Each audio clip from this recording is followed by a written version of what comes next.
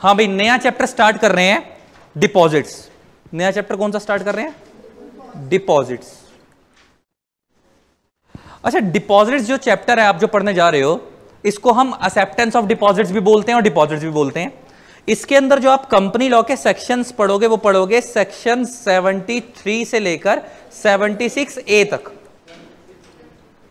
मतलब 76 पहले से था, 76 के बाद एक नया सेक्शन इंसर्ट किया गया, कौन सा?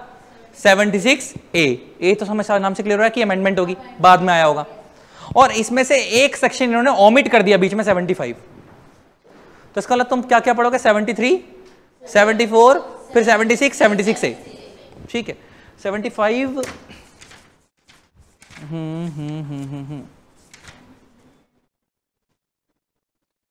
मतलब बेसिकली है 75 है, लेकिन तुम्हारे स्टडी मैट से ओमिट करवाया गया। लॉ मेकर ने ओमिट नहीं कराया, तुम्हारे स्टडी मैट से ओमिट करवाया गया, क्योंकि वो सेक्शन बेकार है। मैं बता दूंगा वो किस चीज में डील करता है। ठीक है, मतलब को इंस्टीट्यूट ने ओमिट करा है, लेकिन वो वैसे बेकार है क्योंकि, लेकिन अदरवाइज लॉ मेकर ने ओमिट नहीं करा उसको। ठीक है ना। अब स्टार्ट कर रहे हैं, जरा देखना। अच्छा, एक चीज और, इस चैप्टर में जो रूल्स पढ़ोगे, ये तो सेक्शन हो गए 70, 76 से, जो आप रूल पढ़ोगे उन रूल्स का नाम है acceptance of deposit rule 2014। Companies acceptance of deposits rules, acceptance of deposits rules 2014। इसमें रूल्स पढ़ोगे आप, प्लस इस चैप्टर में जो फॉर्म की सीरीज होगी, जैसे आपने इनकॉर्पोरेशन फॉर्म पढ़ा, तो फॉर्म कैसे थे? INC से। डायरेक्टर अपॉइंट करते फॉर्म कैसे होता है? DIR से, है ना। तो सेम ऐसे जो इस चैप्टर में जो फॉर्म की सीरीज है, फॉर्म स्टार्ट होंगे DPT से। फॉर्म DPT सीरीज के होंगे। अच्छा, DPT किससे बना होगा? डिपॉजिट से। शॉर्ट में क्या बनाया होगा? DPT। तो ऐसे जब आप फॉर्म फाइल करोगे तो ऐसे होगा फॉर्म DPT1, फॉर्म DPT2। तो DPT कैसे बन गया, समझ आ गया? डिपॉजिट्स को शॉर्ट में क्या कर दिया उन्होंने? DPT। तो ये फॉर्म की सीरीज है इस चैप्टर के अंदर, DPT। ठीक है, DPT सीरीज किस में फॉर्म पढ़ोगे आप? DPT series. स्टार्ट कर रहा हूं मैं इस चैप्टर को, पर ध्यान से सुनना मैं क्या कहने जा रहा हूं। जब एक कंपनी लोन लेती है, जब एक कंपनी लोन लेती है तो वो 3 तरीके से लेती है मेनली। देखो, एक होते हैं डिबेंचर की फॉर्म में लोन। डिबेंचर्स इशू करके कंपनी ने लोन लिया। ठीक है। एक होते हैं टर्म लोन्स। टर्म लोन समझ आता है? जो अपने बैंक से जाके लोन लिया, 3 साल के लिए लोन दे दो, 5 साल के लिए लोन दे दो, 10 साल के लिए लोन दे दो, बैंक वगैरह से लोन लिया। तो हम बोलते हैं ना कितने टर्म के लिए लोन है, तो बैंक बोलता है 5 साल के लिए, 10 साल के लिए, हम क्या बोलते हैं? Term loans. और तीसरे लोन होते हैं जो आप FD की फॉर्म में बोल के ले रहे हो, डिपॉजिट्स की ना फॉर्म में, पब्लिक डिपॉजिट्स।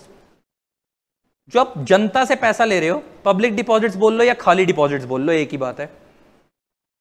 डिपॉजिट्स बोल के कि भाई हमें क्या करवानी है? FD। जैसे आप बैंक में FD करवाते हो तो बैंक, अच्छा बैंक के पास भी ऐसा ही होता है। एक होता है कि आप बैंक में FD की फॉर्म में पैसा लगा रहे हो, एक होता है आपने बैंक में नॉर्मल सेविंग अकाउंट में पैसा रखा हुआ है या करंट अकाउंट में पैसा रखा हुआ है। क्या बैंक उस पैसे को भी यूज करता रहता है अपने पास से, जो बैंक के पास जा रहा है वो घुमाता रहता है उस पैसे को? वो अलग बात है कि जो सेविंग अकाउंट और करंट अकाउंट में पैसा होता है कि तुमने बैंक में रखवाया हुआ है तो तुम्हें एंट्री दिख रही है कि बैंक में पैसा पड़ा है, लेकिन पीछे से बैंक उस पैसे को यूज कर रहा होता है। वो अलग बात है, तुम जब निकालना चाहोगे तुम्हारे को मिल जाएगा, क्योंकि बैंक पे पैसे का फ्लो ही बहुत होता है। तो ये जो पब्लिक डिपॉजिट्स का जो चैप्टर है ना, आज हम देखो डिबेंचर्स के लिए डिबेंचर वाले चैप्टर में अलग से बात होगी, ये भी एक लोन है। नेक्स्ट टर्म लोन्स के लिए अलग से कंपनी लॉ में सेक्शन है, वो भी अलग तरीके से है। तीसरा है जब आप डिपॉजिट्स बोल के लोन ले रहे हो कि हम पब्लिक से क्या ले रहे हैं? डिपॉजिट्स ले रहे हैं, तो ये डिपॉजिट वाला लोन हो गया। तो अलग अलग नेचर के लोन है। तो अभी हम जो लोन पढ़ने जा रहे हैं वो कौन सा वाले पढ़ने जा रहे हैं? डिपॉजिट्स वाला। कौन सा वाला? डिपॉजिट्स वाला। अभी हम इन 2 लोन के बारे में बात नहीं कर रहे हैं, समझ आ गई बात? तो हमारा जो फोकस है वो इस वाले लोन पे। जैसे शेयर है तो शेयर कई तरीके के होते हैं, equity share, preference share, convertible shares. तो सेम ऐसे लोन भी कई रूट से होते हैं, डिबेंचर्स के रूट से, टर्म लोन्स के रूट से, FD के रूट से, फिक्स डिपॉजिट के रूट से। इसको FD बोल लो। अच्छा, जब बैंक में FD करवाते हो तो आपके लिए, जब आपने बैंक में FD कराया, आपके लिए वो एसेट है, कंपनी के लिए क्या है वो? बैंक के लिए क्या है वो? लायबिलिटी, बैंक चुकाएगा। तो सेम जब आप किसी कंपनी के अंदर FD करवाते हो तो कंपनी बोलती है कि हम FD ला रहे हैं, तो आप कंपनी के अंदर जब पैसा जमा करवा रहे हो तो आपके लिए वो एसेट हो गई, आपकी एक FD क्रिएट हो गई, और कंपनी के लिए क्या है वो? लायबिलिटी। अब स्टार्ट कर रहे हैं, पहले लिखो डिपॉजिट्स होता क्या है। और मैं बता रहा हूं आज की क्लास तुम्हारी घूमने वाली है, तुम्हारा सर पैर सब घूम जाएगा जब तुम डिपॉजिट की डेफिनेशन पढ़ोगे, और उस डेफिनेशन के ऊपर ही कम से कम 1.25 घंटा लगेगा, एनालिसिस घंटा 1.25 घंटा लग जाएगा, लेकिन मैं उसको करूंगा स्टार्ट। लेकिन लिखो डिपॉजिट्स क्या है, पहले लिखो। डिपॉजिट के बारे में एक चीज लिखवा रहा हूं, लिखो। लिखना है वो? लिखो, पहले ये लिखना, लिख लो ऊपर से डिपॉजिट्स।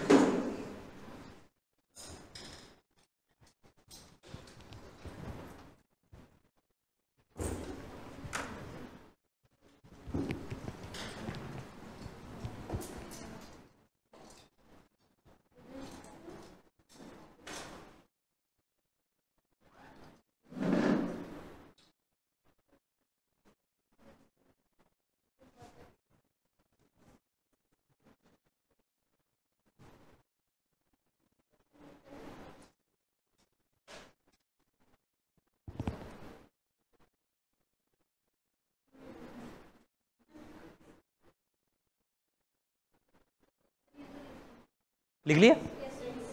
नीचे कर दो, कौन कह रहे हो?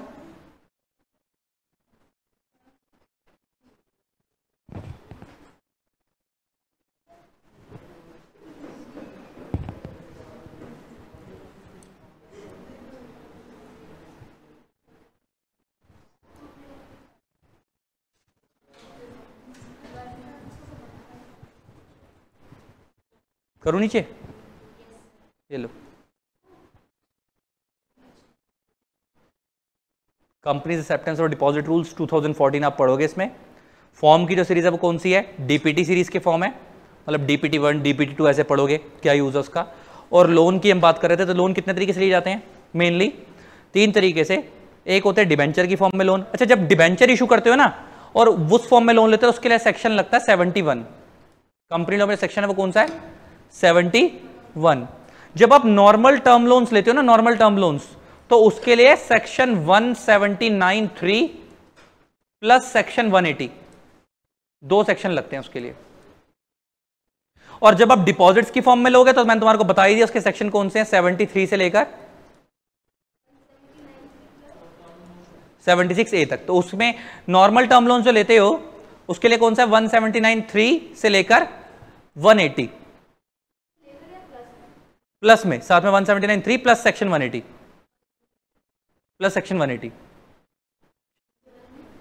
क्या बोल रही है? ऊपर करूं? अच्छा, मेरे को एक चीज बताओ नॉलेज के लिए, मैं बड़े ध्यान सुनना मैं क्या बोलने जा रहा हूं चैप्टर स्टार्ट करने से पहले। 179(3) के अंदर ये लिखा हुआ है कि कंपनी लोन ले सकती है। 179(3) में क्या लिखा हुआ है? कंपनी को लोन लेने की पावर है।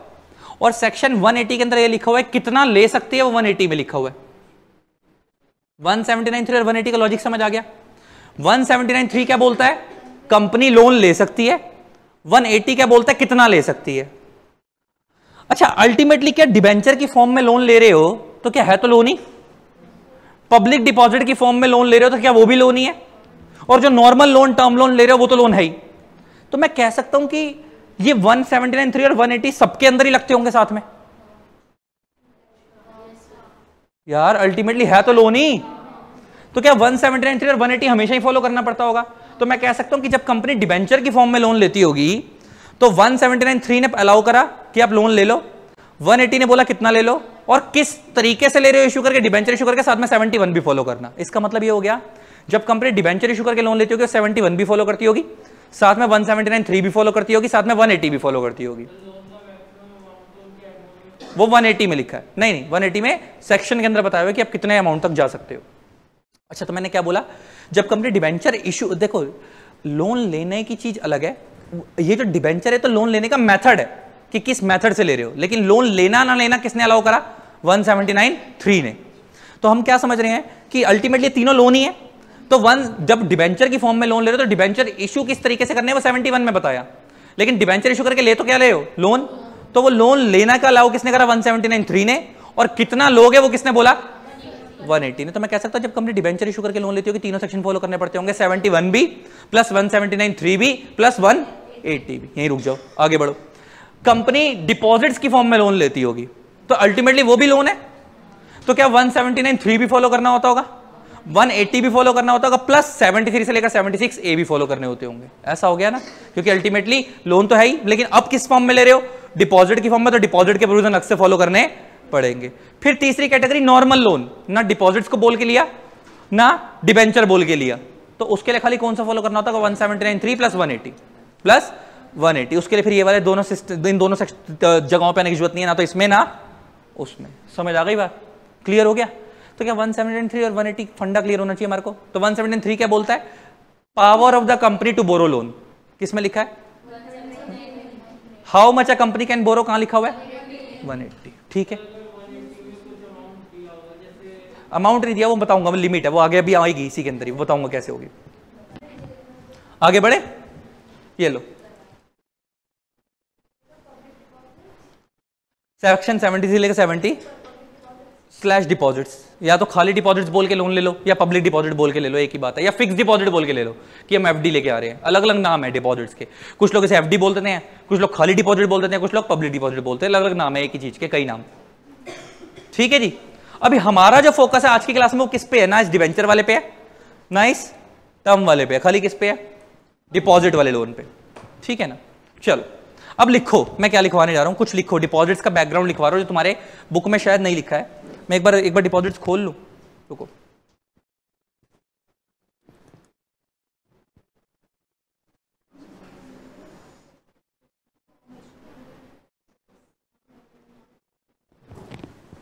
हाँ ये देखो, स्टार्ट कर रहे हैं। अच्छा एक बात बताओ, कंपनी बैंक से लोन ले रही है, किससे लोन ले रही है? बैंक से। और एक होता है कि कंपनी बैंक से लोन नहीं ले रही, कंपनी अपनी ही कंपनी के जो शेयर होल्डर्स हैं उनसे लोन ले रही है, या जनता से ले रही है, नॉर्मल जनता से। बैंक से लेना ज्यादा सस्ता पड़ेगा या नॉर्मल जनता से लेना ज्यादा सस्ता पड़ेगा? जनता से। जनता को, बैंक तो खिलाड़ी आदमी है, उसको तो काम ही यही है, वो तो हैवी रेटों पे देता है। क्या जनता सस्ते रेटों पे भी काम कर सकती है? अच्छा, और जो कंपनी के मेंबर हैं वो तो और सस्ते पे काम कर सकते हैं। वो जिस कंपनी में उन्होंने शेयर होल्डर है, वो अगर कंपनी उन्हीं से पैसा मांग रही है, अच्छा आज के डेट में रिलायंस अगर अंबानी से पैसा मांग ले, लोन मांग ले, क्या अंबानी अपनी कंपनी को ग्रो करने के लिए सस्ते रेटों पे दे सकता है? उसकी डिस्क्रिप्शन होगी। इसका मतलब मैं कह सकता हूं कि ये ज्यादा कॉस्ट इफेक्टिव मेथड होता है डिपॉजिट से लोन लेना, ज्यादा कॉस्ट इफेक्टिव मेथड है। इसलिए स्टार्ट ही कैसे हो रहा है? लाइन देखो क्या है, companies aim to secure finance by different cost effective method. जहां से कंपनी को सस्ते रेटों पे लोन मिले, कंपनी वहां से लेगी, क्योंकि कंपनी को टाइम टू टाइम अपनी रिक्वायरमेंट पूरी करनी होती है। तो कह रहा है कंपनी फिर टाइम टू टाइम कहां से लेती है? डिपॉजिट से भी लेती है।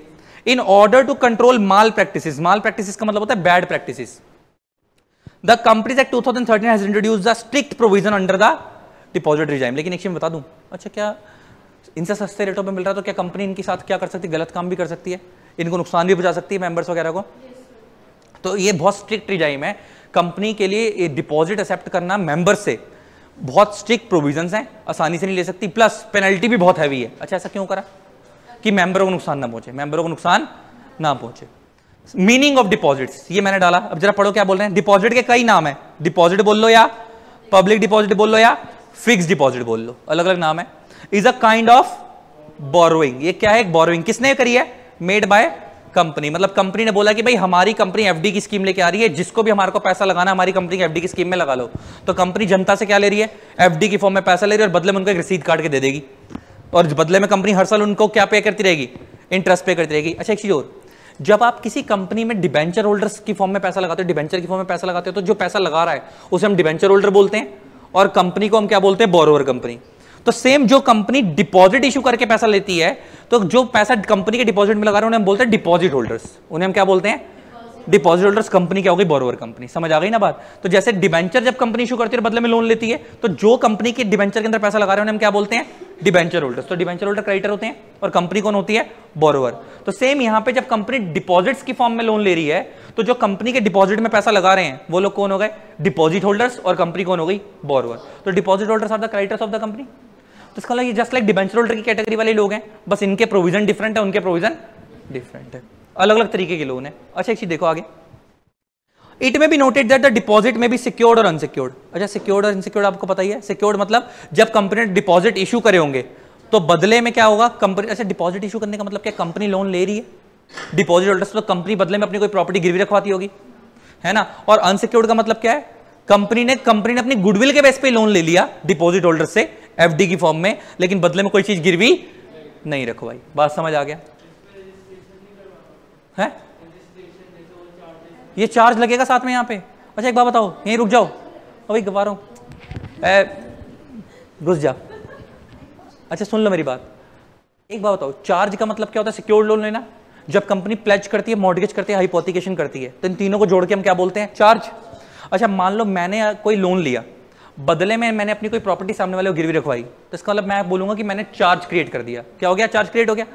तुम्हें नहीं लगता कि यहां पे साथ में चार्ज के प्रोविजन भी फॉलो होंगे अगर सिक्योर्ड लोन लिया जाएगा? तो 76 से लेकर 77 से लेकर 87 वाले प्रोविजन भी फॉलो होंगे साथ में, अगर सिक्योर्ड लोन होगा तो वो साथ में लगेंगे, वो साथ में लगेंगे। नीचे आते हैं, सेक्शन 73 से लेकर 76 of companies act read with companies acceptance of deposit rule 2014 regulate the invitation, acceptance and repayment of deposits by companies. Section 73 से लेकर 76 तक डील करते हैं कि आप डिपॉजिट्स कैसे लोगे, किस तरीके से लोगे, कैसे उनको वापस करोगे और कितने टाइम के लिए लोगे, वो सब बातें कहां लिखी हुई हैं? 73 से लेकर 76 में। और कह रहा है इनके जो साथ में सेक्शंस भी पढ़ने, लेकिन एक चीज ध्यान रखना, these rules and section provided the limits up to which, the manner in which and the condition subject to which deposit can be invited और एक्सेप्टेड बाय एनबी एनएफसीज। अच्छा देखो, तीन तरीके की कंपनियां होती हैं, तीन तरह की कंपनियां होती हैं। एक होती है बैंकिंग कंपनीज,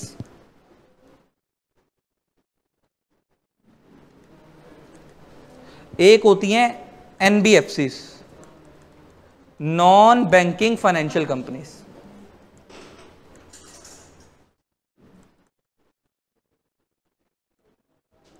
फाइनेंशियल कंपनीज। और एक होती है NBNFCs, non banking non financial companies. Non banking, यार एक ना तुम्हारी ना चू चू चू चू बहुत आ रही है बीच बीच में, अब ना आए। Non banking non financial companies, एक हो गई बैंकिंग कंपनीज, एक हो गई एनबीएफसी, एक हो गई non banking non financial companies. अच्छा बैंकिंग कंपनीज नाम से क्लियर हो, जो बैंक्स हैं उन्हीं को बैंकिंग कंपनीज बोलते हैं। एसबीआई हो गया, पीएनबी हो गया, आईसीआईसी हो गया, एचडीएफसी हो गया, जो बैंक का काम कर रहे हैं। अच्छा एनबीएफसी क्या है? जो बैंक का काम नहीं कर रही लेकिन फाइनेंस का काम कर रही है, आपको लोन लेन देन कर रही है। अच्छा क्या बैंक खाली लोन लेन देन का काम करता है? आप उनके पास अकाउंट खुलवाते हो, आपको चेकबुक इशू करता है, आपको ओवरड्राफ्ट की फैसिलिटी तो बहुत कुछ देता है, ये सब बैंकिंग फंक्शंस हो गए। क्या एनबीएफसी में सब होता है? नहीं होता। एनबीएफसी सिर्फ आप पैसा लोन लेन देन कर सकते हो और कुछ नहीं होता। एनबीएफसी बेसिकली क्या होती है? जो बैंक का काम नहीं कर रही लेकिन फाइनेंस का काम कर रही है। एग्जांपल मुथूट फाइनेंस है ना। मुथूट फाइनेंस क्या है? एनबीएफसी है, जो आपको गोल्ड लोन वगैरह देती है। बैंक का काम नहीं कर रही लेकिन फाइनेंस का काम कर रही है। और बैंकिंग कंपनीज में क्या आ गया? एसबीआई, पीएनबी, आईसीआईसीआई, ये सब क्या हो गई? Banking companies. अच्छा जो कंपनी ना तो बैंक का काम कर रही है ना फाइनेंस का काम कर रही है, वो कौन सी हो गई? Non banking non financial. अच्छा आईटी कंपनीज क्या एनबीएफसी हो गई? NBNFC, non banking non financial companies. Infra companies, builders construction का जो काम करते हैं। NBNFC, manufacturing companies. NBNFC, textile companies. NBNFC मतलब ले दे के जो फाइनेंस का काम नहीं कर रही, बैंक का काम नहीं कर रही, क्या सब वो एनबीएनएफसी होती है? बात समझ आ रही है? तो इसमें कौन कौन सी कंपनियां आ गई? आईटी कंपनीज आ गई, ट्रेडिंग मैन्युफैक्चरिंग कंपनीज आ गई, मैन्युफैक्चरिंग वगैरह वगैरह। अच्छा ये जो डिपॉजिट्स का हम चैप्टर पढ़ रहे हैं ये सिर्फ इन्हीं कंपनीज पे लगता है, एनबीएनएफसी। ना ये बैंकिंग पे लगता है ना ये एनबीएफसी पे लगता है। इसका रीजन बताएगा कोई क्यों? क्योंकि बैंकिंग और एनबीएफसी आरबीआई से रेगुलेट होती हैं। क्या आरबीआई के सेपरेट नॉर्म्स होते होंगे? क्या इनका डिपॉजिट, अच्छा ये तो जो नॉर्मल कंपनी है तो कभी कभी डिपॉजिट लेती होगी, क्या बैंकिंग और एनबीएफसी कंपनी का आए दिन डिपॉजिट लेने का ही काम है? उसका तो काम ही क्या है? डिपॉजिट डेली बेस पे लेना। ये तो परेशान हो जाएंगी ये वाली कंपनियां तो, अगर ये रोज रूल फॉलो करेंगी तो। क्या इनके रूल सेपरेट होते होंगे? क्या इनके रूल थोड़े से और लीनियंट होते होंगे? क्योंकि इनको रोज ही एक्सेप्ट करने हैं, तो इसके लिए इनको ये वाले लॉ नहीं फॉलो करने होते। कौन से वाले? Company law. तो मैं कह सकता हूं कि सेक्शन 76 से लेकर 76 एक बैंकिंग पे, एनबीएफसी वगैरह पे नहीं लगता। क्यों नहीं लगता? क्योंकि उनके लिए आरबीआई के सेपरेट लॉज हैं। इनको खाली कौन से लॉ, ये वाले लॉज खाली किस पे लगेंगे? एनबीएनएफसी पे, जो ना बैंक का काम कर रही है ना फाइनेंस का काम कर रही है। लॉजिक समझ आ गया? सेंस है? चलो आगे बढ़े। देखो एप्लीकेबिलिटी लिखो पहले तो। इंपॉर्टेंट पेपर में एक बार सिर्फ एप्लीकेबिलिटी पे क्वेश्चन बना था, सिर्फ एप्लीकेबिलिटी पे कि डिपॉजिट्स के प्रोविजन कहां लगते हैं कहां नहीं लगते। रीड करो क्या बोलता है। The provisions under section 73 to 76 of the Companies Act 2013 and the Companies Acceptance of Deposit Rule 2014 shall apply to all companies। all मतलब all, प्राइवेट हो या पब्लिक हो। all का मतलब क्या? प्राइवेट हो या पब्लिक हो, सब पे लगेंगे एक्सेप्ट मींस इन पे नहीं लगेंगे। पहली हो गई बैंकिंग कंपनीज, सेंस समझ आ गई क्यों? दूसरा एनबीएफसी, लॉजिक समझ आ गया क्यों? तीसरा हो गई हाउसिंग फाइनेंस कंपनी। अच्छा ये तुम्हारा कहता हूँ housing finance company is a law maker mistake. अच्छा हाउसिंग फाइनेंस कंपनी क्या होती है? ये एनबीएफसी होती है। शाहरुख खान की एड आती है DHFL home loans, Shahrukh Khan की एड आती है ना, क्या वो हाउसिंग फाइनेंस कंपनी है? हाउस के लिए लोन दे रहे हैं। क्या ये भी एक एनबीएफसी है? बैंक का काम नहीं कर रही, फाइनेंस का काम कर रही है। क्या हाउसिंग फाइनेंस को अलग से लिखने की जरूरत है? एनबीएफसी में ऑटोमेटिक कवर हो जाता। This is also NBFC, housing finance is also. तो this is law maker mistake, लिख लो नॉलेज के लिए, अलग से डालने की जरूरत नहीं थी, सेंस है, इंप्लाइड है, लेकिन तुम पेपर में लिख के आते हैं, लेकिन ये लॉजिकल इलॉजिकल है, क्योंकि housing finance company is also NBFC, तो वो ऑटोमेटिक ऊपर ही कवर हो जाती है अगर वो लिखते तो, ना भी लिखते तो ये इंप्लाइड होता, लेकिन स्टिल उन्होंने अलग से कैटेगरी बना दी तो मेरे को पढ़ानी पड़ रही है। तो हाउसिंग फाइनेंस कंपनी के ऊपर नहीं लगता। और लास्ट, इसके अलावा कोई भी ऐसी कंपनी जो कौन बताएगी आने वाले टाइम पे, सीजी बताएगी आरबीआई से कंसल्ट करके, लेकिन वो आने वाले टाइम पे बताएगी तो बताएगी, लेकिन अभी के लिए सिर्फ 3 लिस्ट याद कर लो कौन कौन सी, बैंकिंग, एनबीएफसी और हाउसिंग फाइनेंस। इन 3 के ऊपर इस एक्ट के प्रोविजन नहीं लगते, डिपॉजिट के प्रोविजन नहीं लगते, इनके ऊपर आरबीआई के सेपरेट लॉ लगेंगे। और एक चीज और, ऊपर वाली 2 पे आरबीआई के लगेंगे। एनबीएफसी जो हाउसिंग फाइनेंस होती है उनका सेपरेट रेगुलेटर होता है NHB, NHB national housing bank. जैसे बैंकिंग कंपनीज का रेगुलेटर कौन है? आरबीआई। नॉर्मल एनबीएफसी का रेगुलेटर कौन है? आरबीआई। लेकिन हाउसिंग फाइनेंस कंपनीज का रेगुलेटर कौन होता है? NHB, national housing bank. तो नीचे लिखा भी हुआ है उसके अंदर नेशनल हाउसिंग बैंक, तो उनका रेगुलेटर है। तो क्या उसको एनएचबी के लॉ फॉलो करने होते होंगे? हाउसिंग फाइनेंस को किसके लॉ फॉलो करने होते होंगे? एनएचबी के। कौन किसमें? नहीं नहीं, है वो एनबीएफसी, लेकिन सेपरेट काइंड ऑफ एनबीएफसी। कौन सी वाली? जो एनएचबी के अंदर गवर्न होती है। तो मेरे कहने की सेंस ये है कि अगर वो नहीं भी डालते तो हम एनबीएफसी दोनों वाली मान लेते। कौन सी वाली? आरबीआई वाली भी और एनएचबी वाली। मैं कह रहा हूं कि उनको अलग से कैटेगरी बनाने की जरूरत नहीं थी। मैं तो ये कहना चाह रहा हूं, सिर्फ अपने वाले एनएचबी वाले, उनका रेगुलेटरी सेपरेट है। समझ आ गई बात? मगर है वो क्या? एनबीएफसी, बैंक का काम नहीं कर रही, फाइनेंस का काम ही कर रही है। क्लियर? आगे बढ़े। अब जो मैं स्टार्ट करने जा रहा हूं ना, ये तुम्हारे को रुलाएगा। अगर तुम ढंग से सुन लोगे तो सुन लोगे, आंख कान सब खोल के बैठना, ठीक है? डिपॉजिट्स की डेफिनेशन स्टार्ट कर रहे हैं। सेक्शन 2(31) क्या डिफाइन है? डिपॉजिट्स। अच्छा देखो, इसमें ना डिपॉजिट की डेफिनेशन में ये नहीं बताया डिपॉजिट क्या होता है। ये एक नेगेटिव लिस्ट दी हुई है, इन्होंने बोला है कि ये डिपॉजिट नहीं होता। आप जो पढ़ने जा रहे हो, आप ये नहीं पढ़ने जा रहे डिपॉजिट होता क्या है, आप पढ़ने जा रहे हो कि ये डिपॉजिट नहीं होता। तो मैं कह सकता हूं जो इसमें नहीं आ रहा वो सब डिपॉजिट है। अगर ये जो बची हुई नेगेटिव लिस्ट है इसको छोड़ दो, और इसके अलावा अगर कंपनी ने किसी भी तरीके से पैसा रेज करा है, क्या वो सब डिपॉजिट है? पक्का? अच्छा तुम खुद सोचो, क्या डिबेंचर की फॉर्म में लिया हुआ पैसा डिपॉजिट होता है? नहीं। तो अभी तुम देखो यहाँ नीचे आउट हो जाएगा। क्या नॉर्मल टर्म लोन लिया हुआ पैसा डिपॉजिट होता है? नहीं। तुम देखोगे अभी वो भी आउट हो जाएगा। क्या जो कंपनी ने शेयर इशू करके लोन लिया है, क्या शेयर इशू करके जो पैसा रेज करा है वो तो ओनर फंड हो गया, क्या वो डिपॉजिट होता है? वो तुम देखोगे यहाँ आउट हो जाएगा। तो ले देके तुम समझोगे कि जिन जिन के सेपरेट प्रोविजन बने हुए हैं वो सब यहाँ आउट हो जाएंगे, नेगेटिव लिस्ट है। तो हम जो डिपॉजिट की डेफिनेशन पढ़ने जा रहे हैं, क्या लॉ में ये बोल रहे हैं कि डिपॉजिट होता क्या है, या ये बता रहा है कि डिपॉजिट क्या नहीं होता? तो जो इसमें नहीं आ रहा वो सब डिपॉजिट है, जो बच गए। और इसके अलावा अगर इसके जो नीचे नेगेटिव लिस्ट दी हुई है, इसके अलावा अगर आपने किसी भी तरीके से लोन ले लिया, क्या वो सब डिपॉजिट है? यस। तो अब हम पढ़ने जा रहे हैं नेगेटिव लिस्ट। क्या पढ़ने जा रहे हैं? Negative list. ठीक है, क्लियर है? चलो स्टार्ट करो। है? हाँ, देखते हैं कहां तक है। चलो चलते चलो। है? डिपेंड करता है। आप, मैंने इस साल 10 ईयर की एफडी कराई, मैंने अगले साल 20 ईयर की 10 उसी में ऐड करवा दी, वो चलता चला जाएगा। है? पैसे जाते कैसे हैं? आप वही बैंक वालों को जाओ, उनका आपका सेपरेट अकाउंट खोल देगा, एफडी अकाउंट।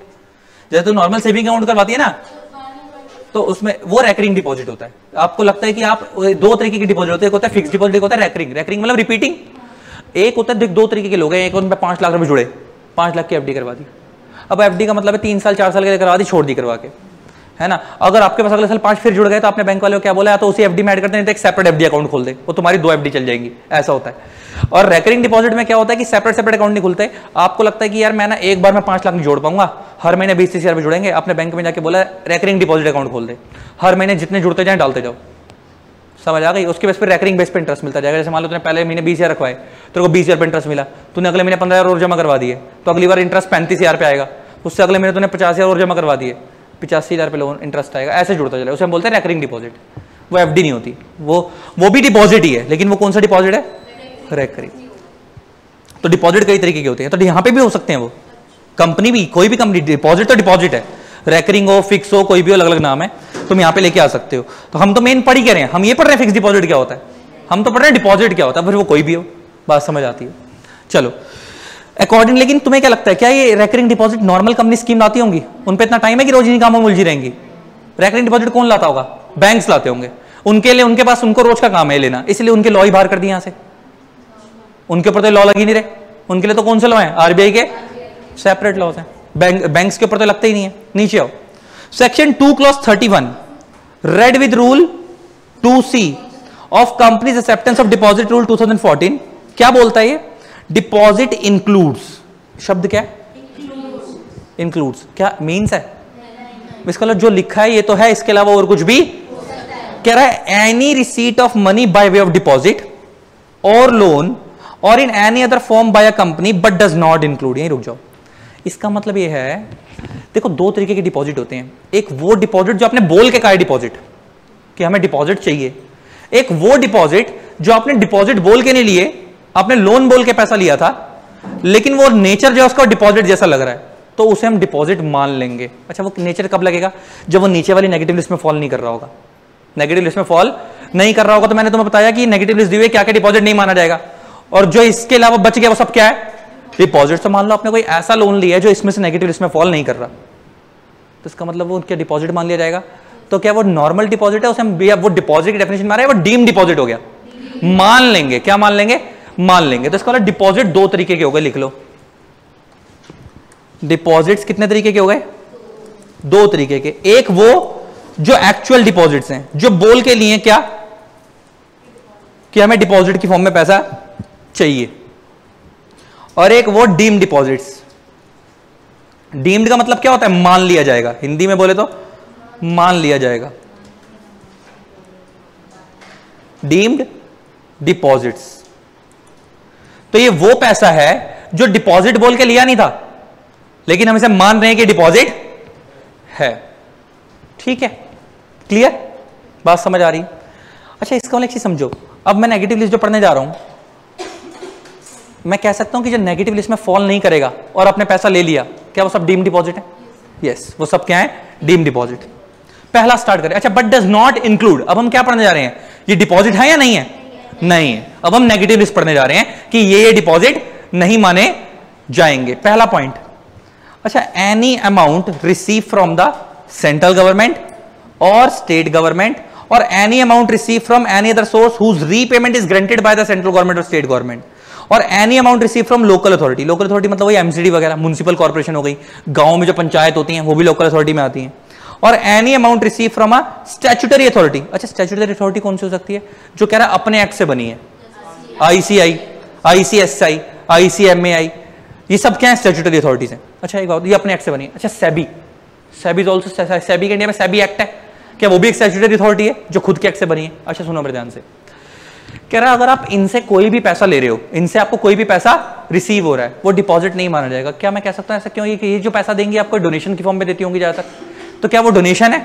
तो वो डिपॉजिट नहीं है। क्या ये पैसा वापस देना होता होगा? मिल गया, मिल गया। तो ये ज्यादातर लिखा ना, any amount receive from the CG और SG from any other source, जिसकी रीपेमेंट सीजी ने भरी थी, आपको दे दिया उन्होंने कि पैसा रख लो सीजी वगैरह से, तो सब पैसा क्या आता है? ज्यादातर डोनेशन की फॉर्म में होता है। ये पैसा डिपॉजिट नहीं माना जाता। पहला पॉइंट सिंपल था, ठीक है। अच्छा, लेकिन एक चीज देखो, एक चीज बताओ मेरे को, बड़े ध्यान से सुनना। मैं कह सकता हूं कि it means CG SG local authority से कोई भी पैसा रिसीव होगा, it will not be treated as deposit.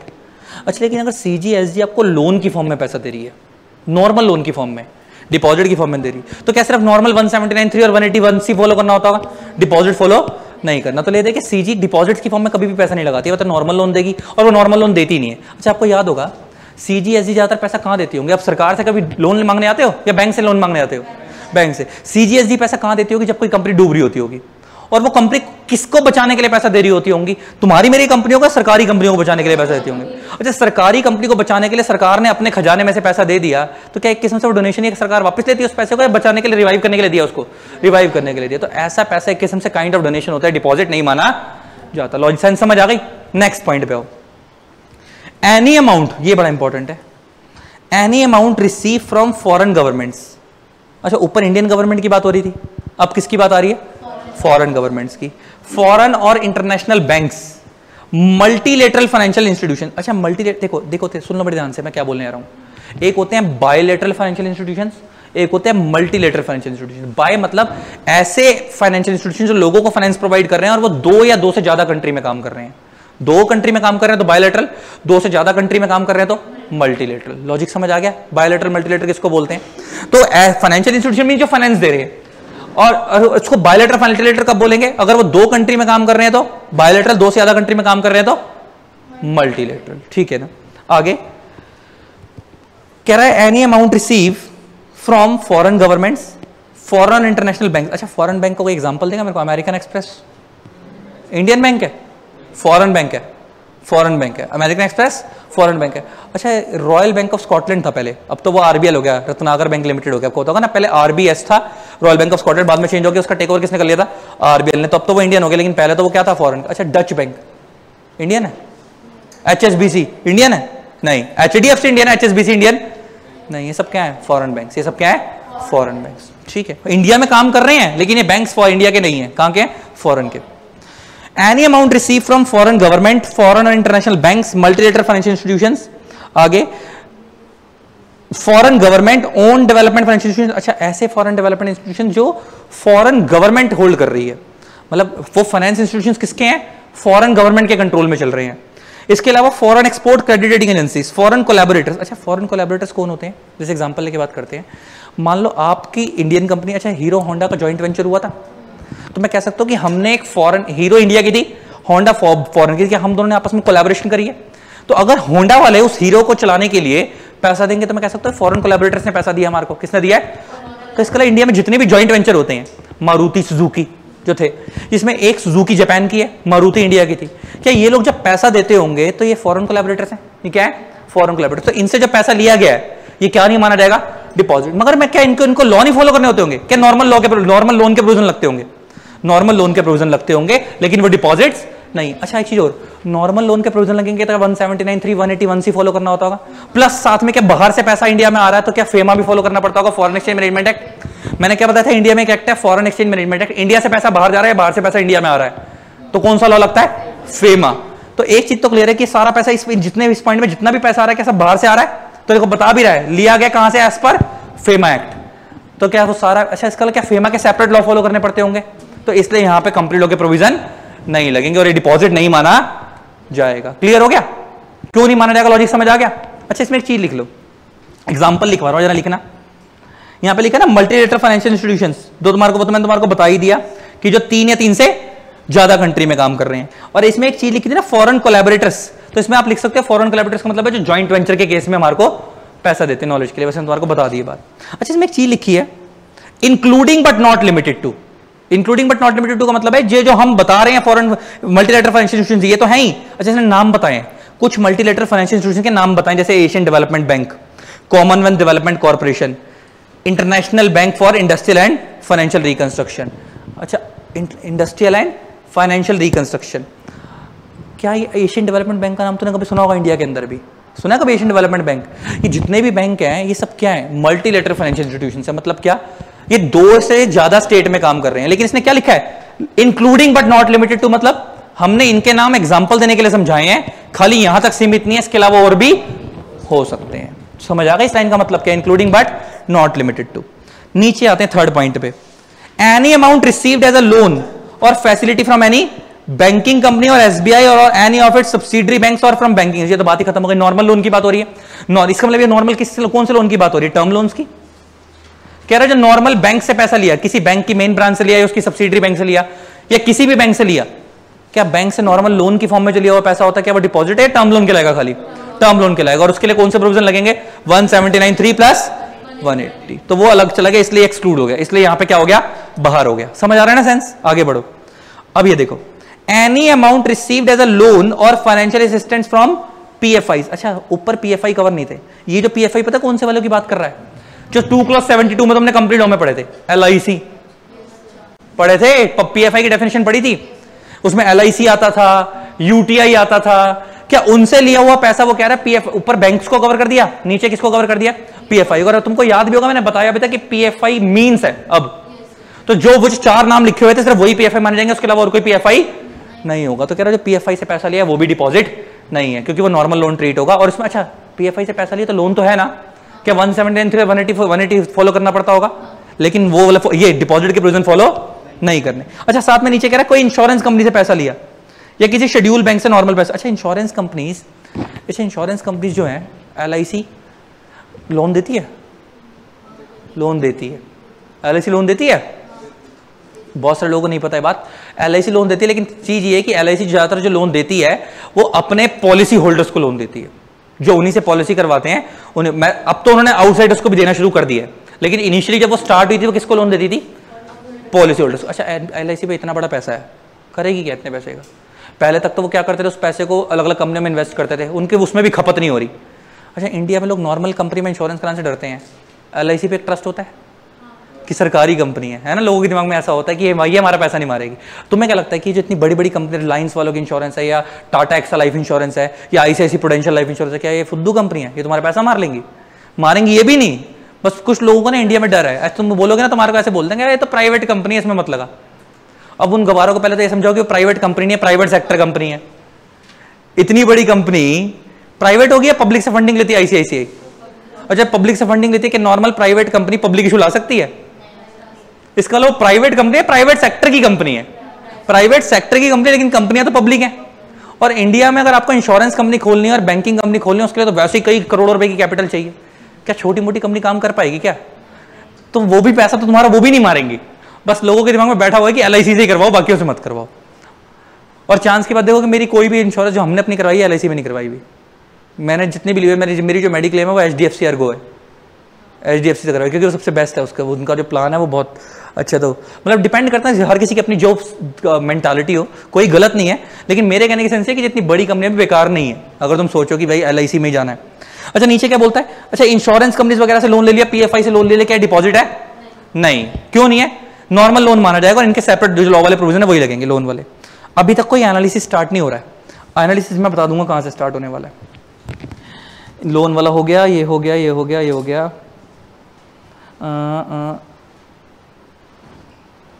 ECDE। अब हम E वाले पॉइंट पे आ गए ना, यहां से स्टार्ट। अभी एनालिसिस जहां से स्टार्ट होगा बता दूंगा। अच्छा any amount received against issue of commercial papers और other instrument issued by RBI, मतलब मैं कह सकता हूं मनी मार्केट इंस्ट्रूमेंट की बात कर रहा है। अच्छा मनी मार्केट इंस्ट्रूमेंट का रेगुलेटर कौन होता है? RBI। देखो दो तरीके की मार्केट होती है, एक होती है कैपिटल मार्केट, एक होती है मनी मार्केट। जो आप स्टॉक मार्केट में पैसा लगाते हो वो होती है कैपिटल मार्केट। जो आपने मनी मार्केट पढ़े होंगे 11th-12th के अंदर, आपको बिजनेस स्टडीज में पढ़ाए गए होंगे, zero coupon bonds, commercial bill, treasury bill, commercial papers, आपने पढ़ा होगा। उनका टेन्योर जो होता है वो 1 दिन से लेकर 7 दिन तक का भी होता है, कई 2 दिन महीने का भी होता है। अच्छा कमर्शियल पेपर 1 दिन के भी होते हैं, 1 दिन के लिए भी इशू होते हैं, 7 दिन के लिए भी इशू होते हैं। क्या ये सब जो चीजें आप पे पढ़ रहे हो, ट्रेजरी बिल, कमर्शियल बिल, क्या मनी मार्केट इंस्ट्रूमेंट है? क्या इनके लिए RBI के सेपरेट लॉ होते होंगे? इसलिए डिपॉजिट नहीं है, इसलिए डिपॉजिट नहीं है। क्या अच्छा इसका मतलब जब company money market instrument issue करके लोन लेती होगी तो वो डिपॉजिट नहीं माना जाएगा, वो मनी मार्केट ट्रीट होगा। और उसके लिए क्या ये वाले लॉ फॉलो करने होते होंगे, RBI के लॉ फॉलो करने होते होंगे? RBI के लॉ, क्योंकि मनी मार्केट का रेगुलेटर कौन है? RBI, तो इसलिए वो डिपॉजिट नहीं है। अब any amount receive by a company from any other company, एक कंपनी दूसरी कंपनी को लोन दे रही है। मैं तुम्हें समझाता हूं इसका सेंस क्या है, बड़े ध्यान से सुनना मैं क्या कहने जा रहा हूं। एनालिसिस है इसमें। मान लो एक कंपनी है X लिमिटेड, मान लो एक कंपनी है Y लिमिटेड। मान लो X लिमिटेड ने Y लिमिटेड को लोन दिया 1 करोड़ रुपए का, ठीक है। अच्छा जब X लिमिटेड ने Y लिमिटेड को लोन दिया तो ये लेंडर हो गई और ये बोरोवर हो गई। अच्छा जब ये लेंडर और बोरोवर हो गई, Y लिमिटेड ने जब Y लिमिटेड ने लोन लिया है, तो जब इसने लोन लिया होगा तो इसने सेक्शन फॉलो करा होगा 179(3) प्लस 180, सेक्शन 180। 179(3) में लिखा हुआ है कितना लोन ले सकते हो, और 180 में क्या लिखा हुआ है कितना ले सकते हो। तो इसने ये 2 सेक्शन फॉलो करे होंगे। और जब एक कंपनी दूसरी कंपनी को लोन देती है तो उसके लिए इनको फॉलो करना होता है सेक्शन 186 इंटर कॉर्पोरेट लोन्स, इसे हम क्या बोलते हैं इस सेक्शन की। अच्छा ये जो जब एक कंपनी दूसरी कंपनी को लोन देती है ना, इसे हम बोलते हैं इंटर कॉर्पोरेट लोन। क्या बोलते हैं? Inter corporate loan. 186 में लिखा हुआ है एक कंपनी कितना लोन दे सकती है, और 180 में लिखा हुआ है एक कंपनी कितना लोन ले सकती है, कितना लोन ले सकती है। तो जब इसने लोन दिया होगा तो इसने 179.3 और 180 फॉलो नहीं करा होगा, ये तो दे रही है, तो ये तो 186 फॉलो कर रही होगी देने के लिए। और जो कंपनी लोन ले रही है उसने कौन से फॉलो करे होंगे, 179.3 और 180। तो क्या इसके लिए इनके मतलब इनके सेपरेट सेक्शंस हो गए, तो क्या इसलिए यहां पे डिपॉजिट नहीं माना जाएगा, इसलिए बाहर हो गए। यहां से समझ आ गया सेंस क्यों बाहर हो गए। जब एक कंपनी दूसरी को दे रही है तो इनके सेपरेट प्रोविजन लग रहे हैं यहां पे, इसलिए डिपॉजिट नहीं है। तो ये क्या लगेगा, ये क्या माना जाएगा, ये इंटर कॉर्पोरेट लोन माना जाएगा। क्या माना जाएगा, इंटर कॉर्पोरेट लोन माना जाएगा, इसलिए डिपॉजिट नहीं है। तो कौन कौन सेक्शन फॉलो करने होंगे, 186 और 179.3 प्लस 180। ठीक है, ये एग्जांपल लिखना है, आगे बढ़ जाओ, लिख लो।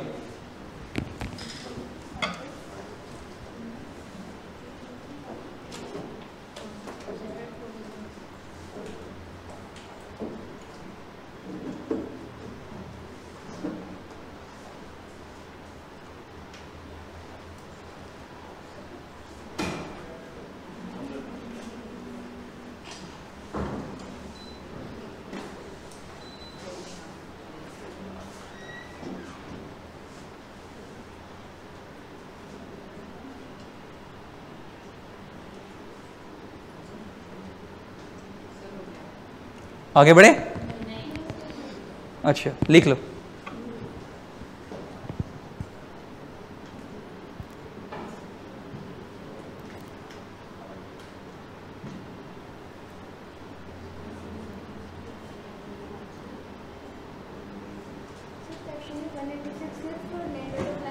वन 186 लेंडर पे जो लोन दे रहा है कितना दे सकते हैं, 186 में लिखा है, और कितना ले सकते हैं वो 179.3 में लिखा हुआ है, और सॉरी 179.3 में लिखा लोन ले सकती है, और 180 में कितना लिखा हुआ है कितना ले सकती है, और कितना देने वाली बात है 186 में लिखा। देने वाला सेक्शन तो लेंडर फॉलो करेगा और लेने वाला 179.3 प्लस 180 फॉलो करेगा। अच्छा एक चीज और बता दूं, 186 के अंदर साथ में 179.3 यहां भी लगता है। सेंस बताऊं क्यों, 179.3 में ये लिखा हुआ है कि लोन ले भी सकती है और कंपनी दे भी सकती है। लेने देने की बात कहां लिखी हुई है, 179.3 में। तो इसका मतलब ऐसे समझो, देने की बात की परमिशन भी किसने दी है, 179.3 ने, लेने की परमिशन भी किसने दी है, 179.3 ने, मगर लेना कितना है वो 180 में लिखा है और देना कितना है 186 में लिखा है। समझ आया। इसका मतलब जो कंपनी लोन दे रही होगी उसको परमिशन किसने दी, 179.3 ने, और कितना तक दे सकती है 186 में लिखा है, तो वो ये फॉलो कर रही होगी। और जो कंपनी लोन ले रही होगी उसको लेने के लिए किसने अलाउ करा, 179.3 ने, और कितना ले सकती है वो कहां लिखा हुआ है 180 में, वो वाले दो फॉलो कर रही होगी। सेंस समझ आ रही है, पक्का। आगे बढ़ो, हटा दो अब ये, क्लियर ना, ठीक। नीचे आओ, ये बड़ा खतरनाक है, इसके ऊपर इस सेक्शन पे कंपनी में फ्रॉड होता था, बहुत बड़ा फ्रॉड होता था। मैं बताने जा रहा हूं क्या होने वाला है, इस पॉइंट को समझना। अब यहां से एनालिसिस स्टार्ट हो रहा है, पेपर में आया हुआ केस है, इस पर्टिकुलर पॉइंट पे पेपर में केस स्टडी आई थी अलग से, इस पर्टिकुलर पॉइंट पे। अच्छा हम क्या पढ़ रहे हैं, क्या है या नहीं है, क्या नहीं है, नेगेटिव लिस्ट पढ़ रहे हैं। तो अभी जो अभी मैं पढ़वाने जा रहा हूं ये भी क्या है, नेगेटिव लिस्ट। अब ये क्या बोलता है, एनी अमाउंट रिसीव्ड, सुनते चलना ध्यान से, क्या है, any amount received and held pursuant an offer made in accordance with the provision of the act. The act का मतलब कंपनीज एक्ट 2013। द एक्ट का मतलब किसकी बात हो रही है, कंपनीज एक्ट 2013। आगे, towards subscription to any security. अच्छा सिक्योरिटी एक वाइडर टर्म है। जब हम शेयर लिखे तो शेयर का मतलब तो क्या होता है, इक्विटी शेयर, प्रेफरेंस शेयर, लेकिन जब हम सिक्योरिटी लिखे तो शेयर, डिबेंचर सब कुछ आता है। आगे, इंक्लूडिंग शेयर एप्लीकेशन मनी और towards advance towards allotment of security pending allotment so long as such amount is appropriated. Appropriated का मतलब होता है adjusted, adjusted only against the amount due on allotment of the securities applied for. पहले ही रुक जाओ, इसका मतलब क्या है। अच्छा कह रहा है कंपनी ने शेयर इशू करे, लोगों से एप्लीकेशन मनी ली, बाद में अलॉट कर दी, तो कह रहा है वो डिपॉजिट नहीं है। लॉजिक समझ आ गया क्यों, क्योंकि शेयर इशू करने के सेपरेट प्रोविजन है, और शेयर तो वैसे भी लोन की फॉर्म में नहीं होता पैसा, वो तो ऑनर फंड होता है, तो वो डिपॉजिट नहीं है। अच्छा शब्द तो सिक्योरिटी है, तो डिबेंचर भी इशू हो सकते हैं। कंपनी डिबेंचर इशू करे, एप्लीकेशन मनी आई, बाद में डिबेंचर अलॉट कर दिए, ये भी डिपॉजिट नहीं है, क्योंकि डिबेंचर के सेपरेट प्रोविजन है, तो वो भी डिपॉजिट नहीं है। लेकिन केस, अच्छा ये जो अलॉटमेंट होती है वो कह रहा है 60 दिन में करनी होती है। कितने दिन में करनी होती है, लिखा है जब एप्लीकेशन मनी आई उसके कितने टाइम में अलॉटमेंट करनी होती है, 60 दिन में। नीचे ये लिखा हुआ है कि अगर आपने 60 दिन में अलॉटमेंट नहीं करी तो उसके 15 दिन में पैसा रिफंड करना होता है, 60 दिन के बाद वाले 15 दिन में। तो जब आप पे एप्लीकेशन मनी आई तो 60 दिन में अलॉटमेंट करनी है। अगर आपने 60 दिन में अलॉटमेंट कर दी तो आपने पूरी पेमेंट ले भी ली तो वो डिपॉजिट नहीं माना जाएगा।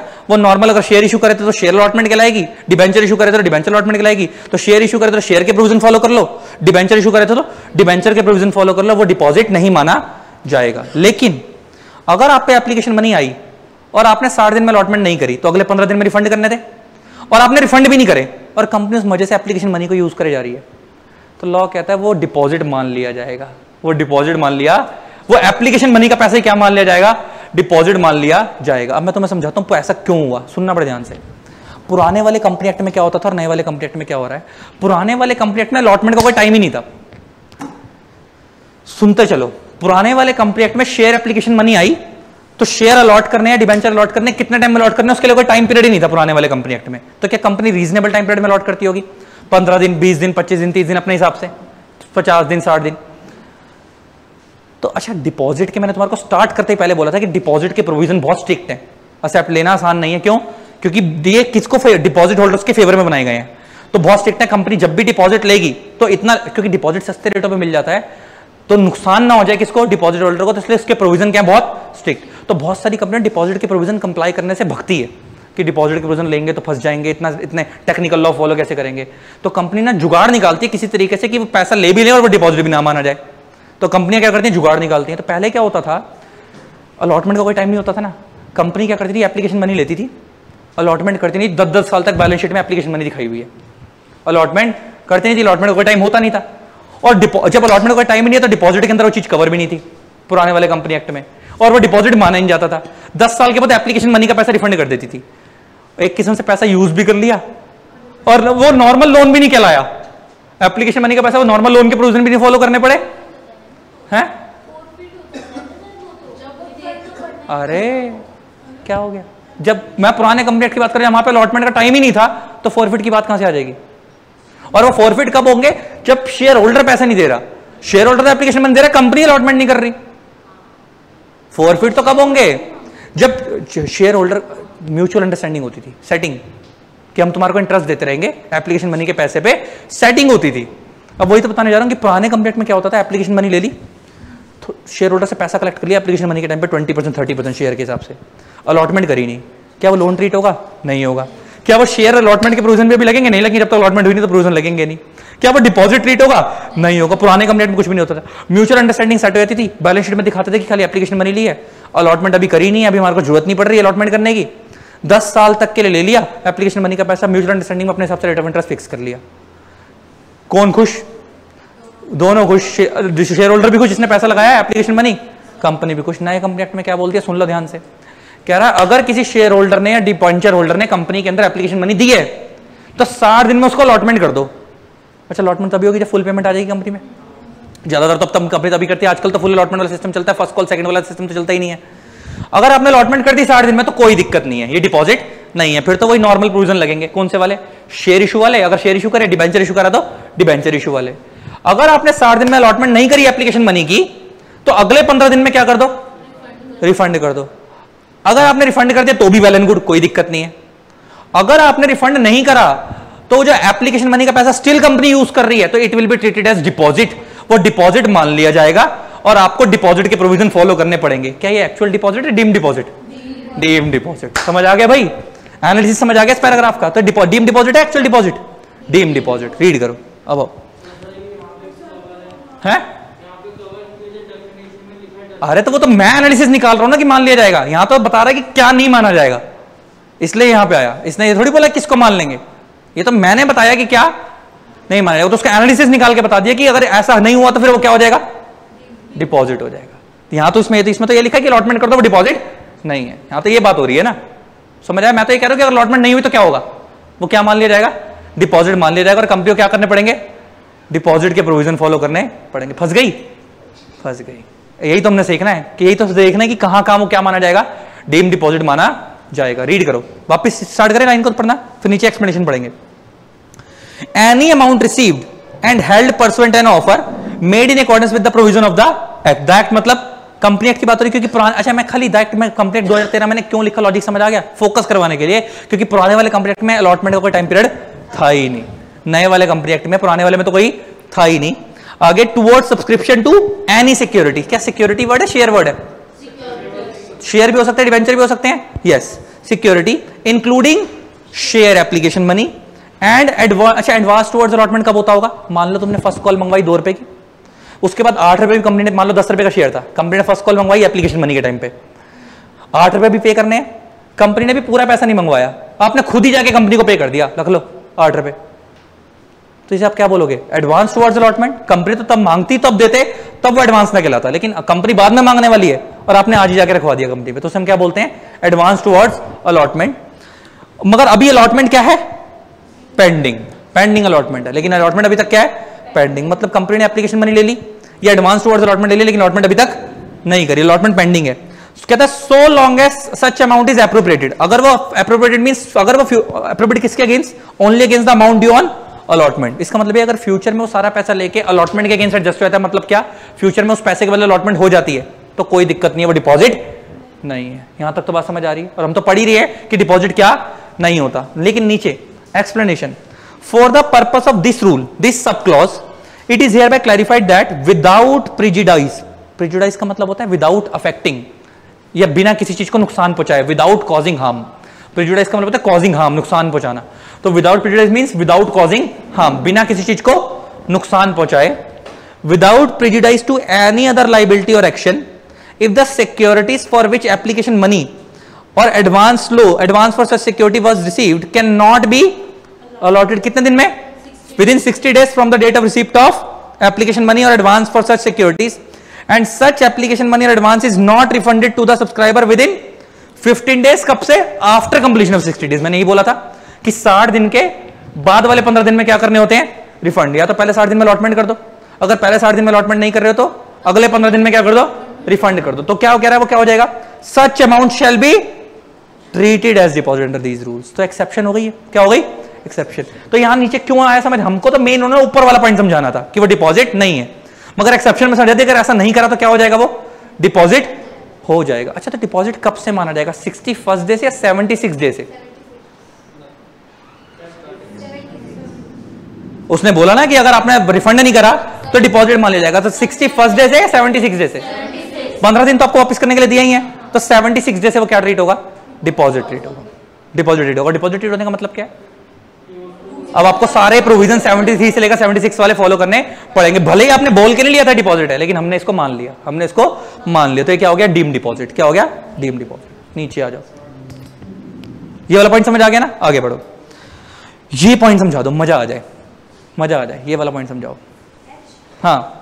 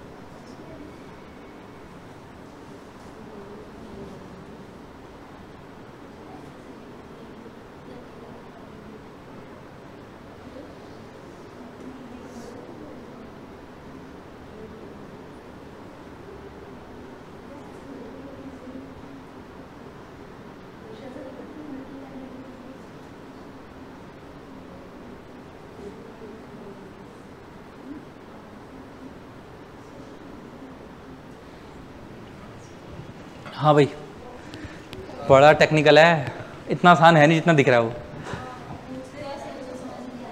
है। कह रही पूछते ही ऐसा जो समझ ना आए। हाँ ट्राई करना, डेफिनेटली कर यार।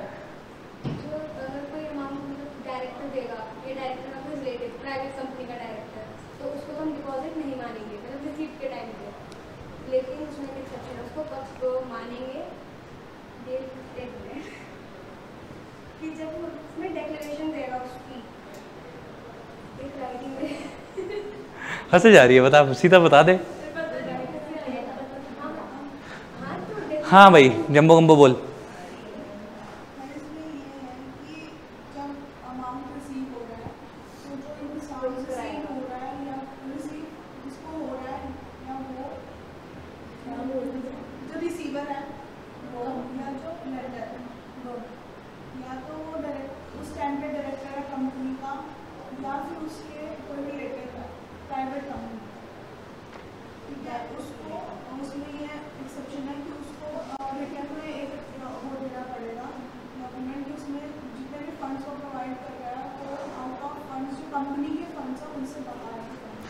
समझो मैंने मेन पॉइंट पकड़ना था ना, तुमने पकड़ा ही नहीं। मैं तुम्हें समझाता हूँ क्या है, सुनना बड़े ध्यान से। क्या है, बिल्कुल कॉमन सेंस, आंख कान खोल के बैठना। Any amount receive from a, पहले तो ही रुक जाओ, क्या पर्सन में आर्टिफिशियल पर्सन नेचुरल पर्सन दोनों आ सकते हैं? आर्टिफिशियल प्लस नेचुरल दोनों आ सकते हैं। क्या जो आपको लोन दे रहा है, जो क्रेडिटर है, क्या वो इंडिविजुअल भी हो सकता है और कंपनी भी हो सकती है कोई? यस। आगे, who at the time of received of the amount, आगे was a director of the company. मगर नहीं, रुक जाओ, जब हमने लिया था लोन, जिससे हम ले रहे थे वो उस टाइम पर कंपनी का डायरेक्टर था, तो क्या यहां पे आर्टिफिशियल आएगा? आउट हो जाएगा? आउट हो जाएगा। मैं जान के फोकस करवा रहा हूं तुम्हारे लोगों को कि स्टार्टिंग में जब बंदा पकड़ता है तो पर्सन को पकड़ते क्या होता है? आर्टिफिशियल और नेचुरल दोनों। लेकिन आगे उसने क्या बोला? जिससे लोन ले रहे हो वो कौन था? कंपनी का डायरेक्टर। तो क्या डायरेक्टर कभी आर्टिफिशियल पर्सन होता है? ऑलवेज नेचुरल होता है। तो इसका मतलब यहां पे पर्सन को नेचुरल पर्सन ट्रीट करना है। क्या ट्रीट करना है? नेचुरल पर्सन ट्रीट करना। मतलब मैं कह सकता हूं कि यहां पे पर्सन पर्सन नहीं है, इंडिविजुअल है। यहां पे पर्सन पर्सन नहीं है, क्या है? इंडिविजुअल है, जो was a director of the company. अच्छा, शब्द क्या आ रहा है? कंपनी। कंपनी लिखा ना, तो क्या प्राइवेट भी आ गई प्लस पब्लिक भी आ गई? यस। लेकिन जो रिलेटिव ऑफ डायरेक्टर है ऑफ द प्राइवेट कंपनी, इसका मतलब अगर आप किसी डायरेक्टर से लोन ले रहे हो तो वो प्राइवेट कंपनी का डायरेक्टर हो या पब्लिक कंपनी का डायरेक्टर हो, दोनों से ही लोन लोगे तो वो डिपॉजिट नहीं है। लेकिन अगर आप रिलेटिव से, डायरेक्टर से लोन नहीं ले रहे, डायरेक्टर के रिलेटिव से ले रहे हो, तो अगर आप प्राइवेट कंपनी के डायरेक्टर के रिलेटिव से लोन ले रहे हो तो वो डिपॉजिट नहीं है। लेकिन अगर आप पब्लिक कंपनी के डायरेक्टर रिलेटिव से लोन ले रहे हो तो डिपॉजिट है। तो डिपॉजिट है, क्योंकि रिलेटिव खाली किसका कवर है? प्राइवेट कंपनी का। लेकिन लोन खाली किसका कवर था? दोनों का, प्राइवेट का भी और पब्लिक का। ये पॉइंट ही नहीं पकड़ा तुम लोगों ने। अब वही बताऊंगा। सेक्शन 2/76 डेफिनेशन है, रिलेटिव के अंदर 2/76 की डेफिनेशन है। उसमें बहुत बड़ी लिस्ट होते हैं, मैं नहीं बता सकता, लेकिन मैं से नॉर्मल समझा देता हूं। मैं, मेरी वाइफ, मेरे माँ बाप, मेरे बच्चे, मेरे भाई बहन, यहां तक कवर है।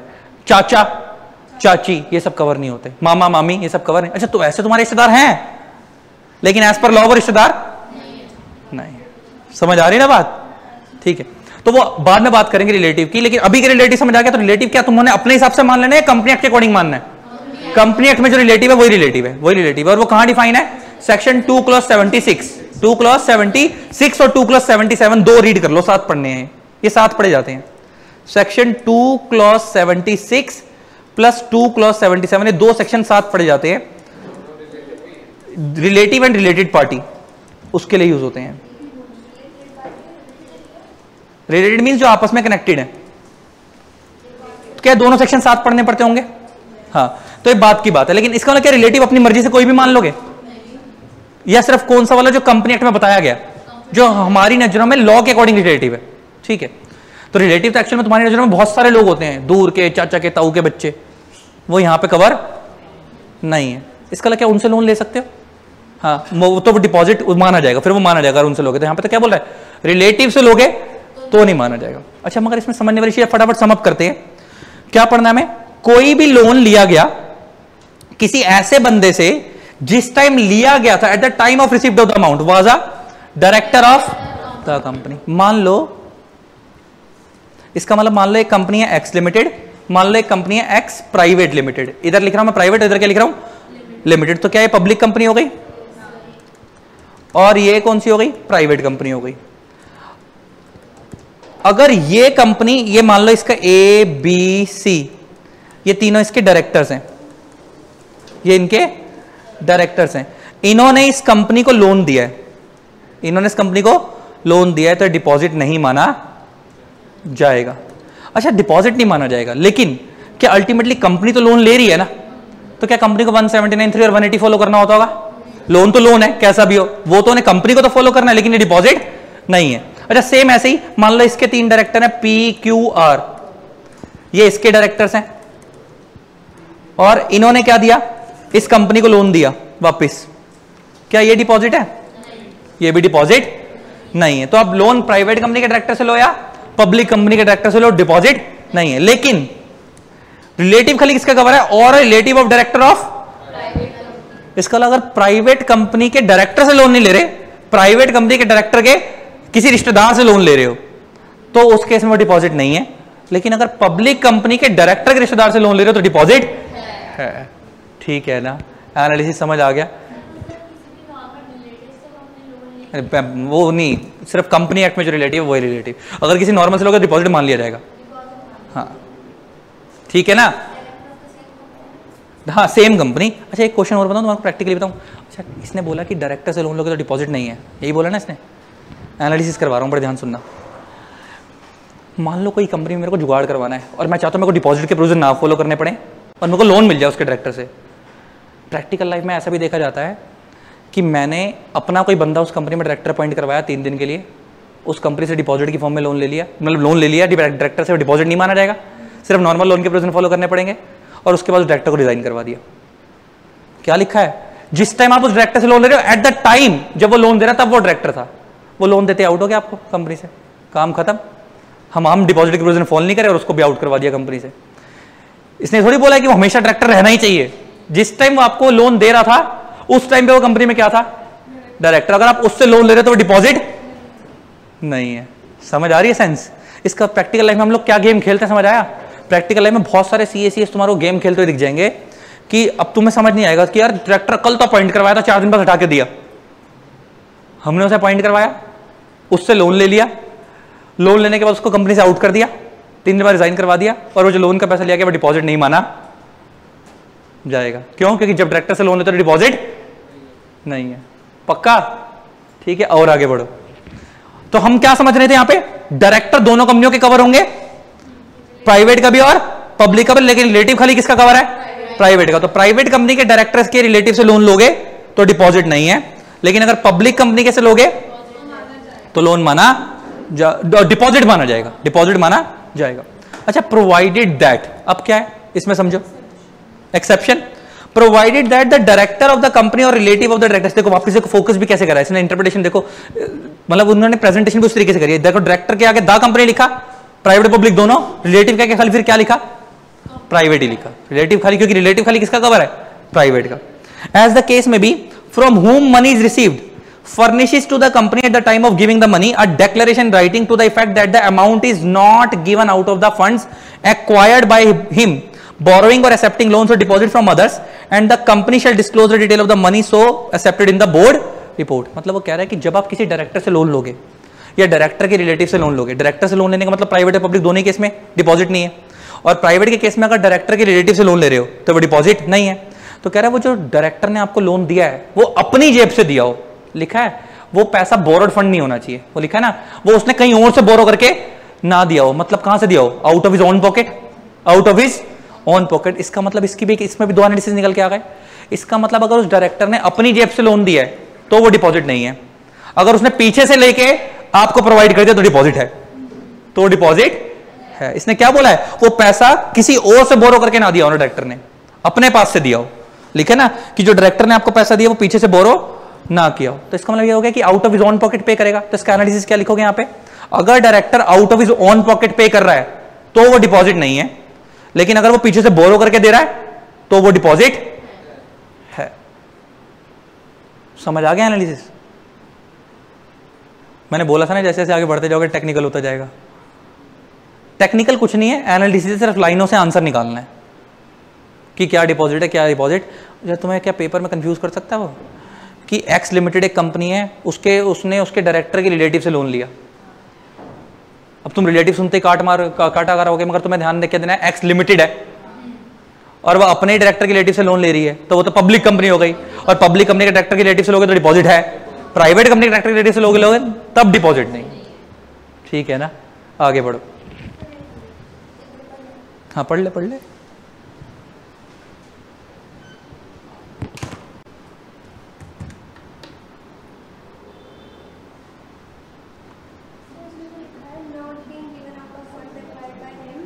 हाँ, तो वही तो कह रहा हूं कि बोरोड फंड से नहीं होना चाहिए, कि ऐसा ना हो कि डायरेक्टर पीछे से किसी और से लेके फिर आपको दे रहा है।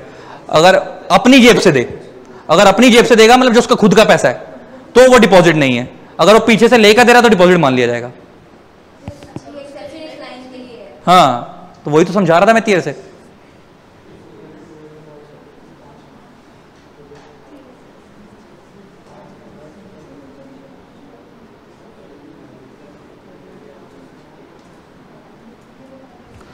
समझ आ गई बात? आगे बढ़े, सारी करा दूंगा, बस 10 मिनट लगेंगे। और हाँ, देखो लग रहा है बड़े, लेकिन ज्यादा बड़े है नहीं, अब होते जाएंगे। चुप रहे यार, जल्दी जल्दी पढ़ने दो।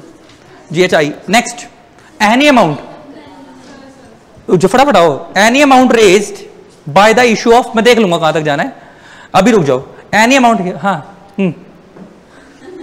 क्या, बस बैठ जा चुपचाप, अपनी बोलना। एनी अमाउंट रेज्ड, ए जंबो गंबो,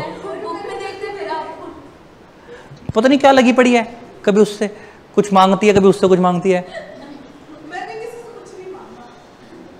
फिर डिस्टर्ब क्यों कर रही है आगे पीछे वालों को? अच्छा, वो तेरे को बोल रहा है और तू उसको बोल रही है। चलो आओ नेक्स्ट। हाँ हाँ पढ़ लें, चलो next. Any amount raised, any amount raised by the issue of bonds, issue of bonds और debentures secured by first charge और a charge ranking pari passu with the first charge. अच्छा, पारी पासु का मतलब होता है प्रोपोर्शनेटली।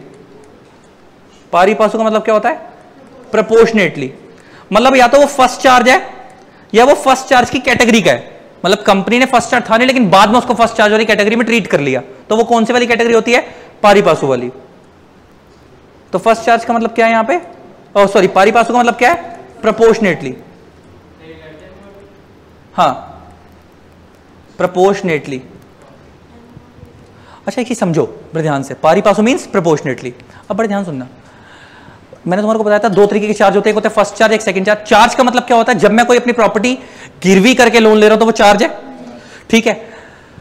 अच्छा बड़े ध्यान सुनना, मैंने क्या बताया था? फर्स्ट चार्ज सेकंड चार्ज में फर्क क्या होता है? फर्स्ट का मतलब क्या कि पहले क्रिएट करा है, सेकंड का मतलब जो बाद में क्रिएट करा। नहीं, फर्स्ट और सेकंड का मतलब क्या होता है? Priority, priority.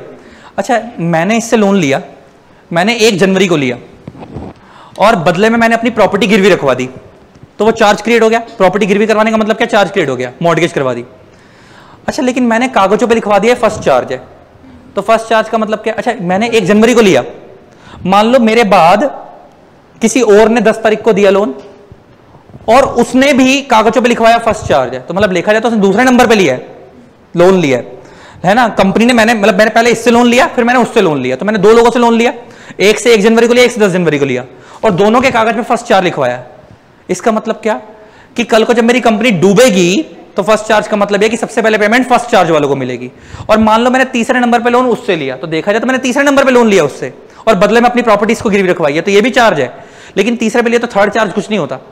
और मान लो मैंने इसके कागज में सेकंड चार्ज लिखवाया, तो इसका मतलब ये है कि ये जिनके पास नाम कागजों पे मैंने फर्स्ट चार्ज लिखवाया था, ये भी मेरी कंपनी के सिक्योर्ड क्रेडिटर हैं, और जिसके कागज पे मैंने सेकंड चार्ज लिखवाया वो भी मेरी कंपनी की सेकंड क्या कहते हैं सिक्योर्ड क्रेडिटर है। बस फर्क इतना है कि फर्स्ट चार्ज वालों को जब आखिरी के टाइम पे वाइंडिंग अप पे पेमेंट मिलती है तो सिक्योर्ड को पहले मिलती है, अनसिक्योर्ड को बाद में। तो पहले सिक्योर्ड में भी फर्स्ट चार्ज वालों को पहले पेमेंट मिलेगी, सेकंड वालों को बाद में पेमेंट मिलेगी। तब समझने वाला एनालिसिस क्या है?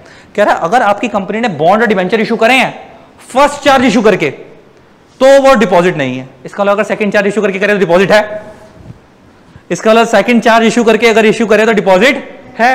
फर्स्ट चार्ज बोला है, फर्स्ट चार्ज बोला?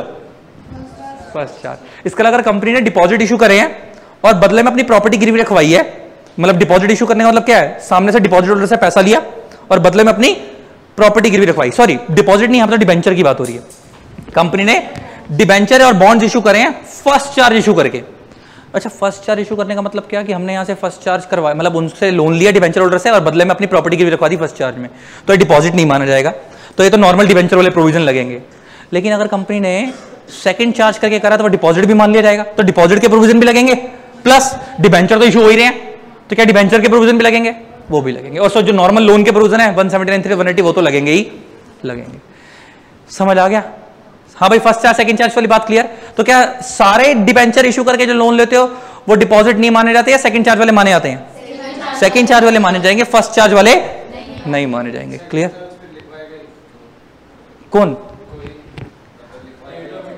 रेट ऑफ इंटरेस्ट ज्यादा मिलता है ना सेकंड चार्ज। अच्छा मैंने तुमको याद होगा मैंने बात बताई थी, फर्स्ट चार्ज सेकंड चार्ज में क्या है कि फर्स्ट चार्ज वाले को पेमेंट पहले पेमेंट मिलती है, सेकंड वाले को बाद में मिलती है। तो मैंने तुम्हारे को बताया था कि ऐसे तो हर बंदा कहेगा मेरे को फर्स्ट चार्ज ही दो, सेकंड मत दो, लेकिन फर्स्ट चार्ज वाले को रेट ऑफ इंटरेस्ट कम मिलता है, सेकंड वाले को ज्यादा मिलता है। तो जो बड़ी बड़ी कंपनियां जो हमारे को पता है रिलायंस हो गई, टाटा हो गई, डूबनी नहीं है, तो इनमें अगर आप सेकंड चार्ज भी ले लो तो क्या दिक्कत है, आपको रेट ऑफ इंटरेस्ट तो ज्यादा मिलेगा और कंपनी डूबेगी नहीं।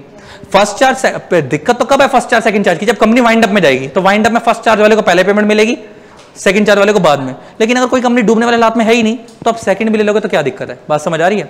नीचे देखो।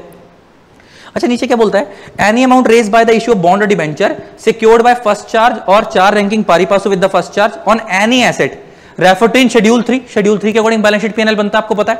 आगे excluding intangible assets of the company or bonds or debenture compulsorily convertible into shares of the company within 10 years। नहीं रुक जाओ, इसके भी एनालिसिस है।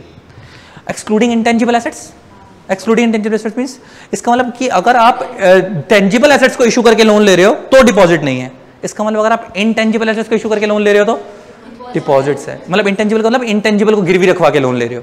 एक होता है कि मैंने डिबेंचर इशू करे, बदले में अपने एसेट गिरवी रख दिए और फर्स्ट चार्ज क्रिएट करवा लिया, तो वो डिपॉजिट नहीं है। लेकिन मैंने डिबेंचर इशू करे, बदले में मैंने अपने इनटेंजिबल एसेट गिरवी रखवाए हैं, टेंजिबल नहीं रखवाए, इनटेंजिबल रखवाए। एग्जांपल मैंने अपनी गुडविल गिरवी रखवा दी, अपना पेटेंट गिरवी रखवा दिया कोई, और बदले में लोन लिया, तो क्या वो डिपॉजिट है? यस, तो वो डिपॉजिट। क्योंकि इसने एक्सक्लूडिंग बोल दिया ना, इसने ऊपर बोला कि क्या डिपॉजिट नहीं माना जाएगा, जो नॉर्मल वाले डिबेंचर है फर्स्ट चार्ज इशू करके, लेकिन एक्सक्लूडिंग क्या? इंटेंजिबल। मतलब अगर मैं इंटेंजिबल एसेट इशू करके लोन ले रहा हूं तो डिपॉजिट है, और फर्स्ट चार्ज भी ध्यान देना है। अच्छा एक और एनालिसिस आ गया, कह रहा है जो डिबेंचर आप इशू करोगे और है वो कंपलसरी कन्वर्टेबल होंगे कब? अच्छा ये एक्सक्लूडिंग में नहीं आएगा, इधर लिखा ना excluding intangible asset of the company, वो यही बात खत्म हो गई। फिर उसके बाद और स्टार्ट हो रहा है ना दोबारा, तो वो नया पॉइंट है कि जो डिबेंचर आप इशू कर रहे हो वो कितने साल के अंदर कन्वर्ट हो जाने चाहिए शेयर्स के अंदर? 10 साल में। इसका मतलब अगर हम कोई इसका मतलब कन्वर्टेबल डिबेंचर्स की बात हो रही है, किस में कन्वर्ट हो जाएंगे वो? इक्विटी में, 10 साल के अंदर, तो वो डिपॉजिट नहीं है।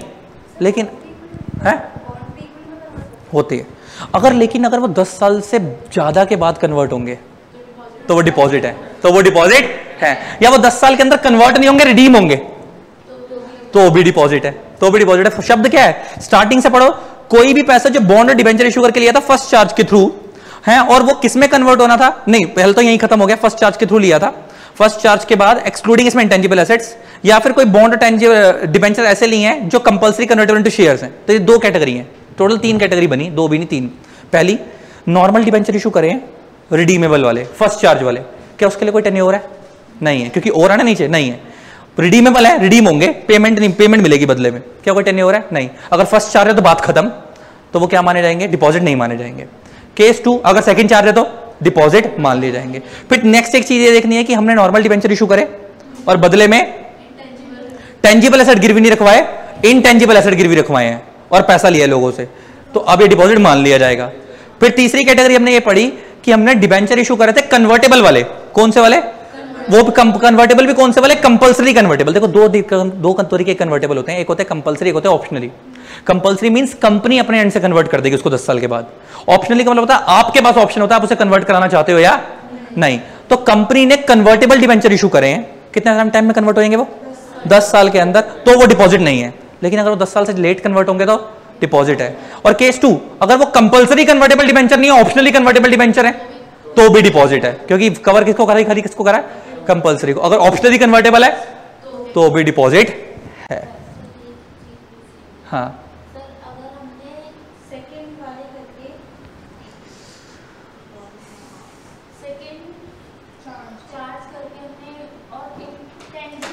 सेकंड चार्ज कर देना, वायलेशन वहीं खत्म हो गई, तो डिपॉजिट मान लिया जाएगा। आगे तो जो मर्जी करती रहे, सेकंड चार्ज हो गया ना, बात खत्म।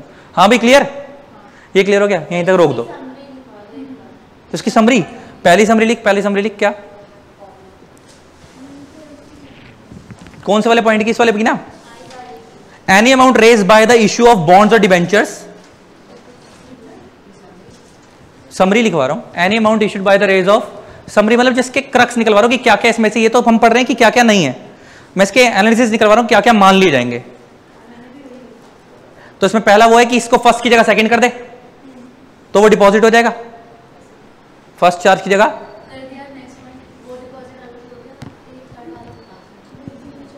थर्ड वाला था कि अगर आप ऑप्शनली कन्वर्ट, फटाफट लिख ले, मैं बता रहा हूं, लिख, या तू लिखवा रही है उसको। 3 समरी बन रही है सीधी सी, याद रख। पहला, आप क्या कहते हैं, फर्स्ट चार्ज नहीं इशू कर रहे, सेकंड चार्ज के बदले लोन ले रहे हो, कि आपने बदले में प्रॉपर्टी गिरवी रखवाई है सेकंड चार्ज वाली, फर्स्ट चार्ज वाली नहीं, तो वो डिपॉजिट है। नेक्स्ट था कि आपकी कंपनी ने कंपल्सरी कन्वर्टेबल इशू नहीं करे, ऑप्शनली कन्वर्टेबल इशू करे हैं, तो भी डिपॉजिट है। तीसरी थी कि आपकी कंपनी ने टेंजिबल एसेट्स गिरवी नहीं रखवाए, इनटेंजिबल एसेट गिरवी रखवाए हैं, तब भी डिपॉजिट है। चौथी कैटेगरी क्या थी कि आपकी कंपनी ने कंपल्सरी कन्वर्टेबल डिबेंचर इशू करे हैं लेकिन उनका टेन्योर 10 साल से ज्यादा का है, तब भी वो डिपॉजिट है।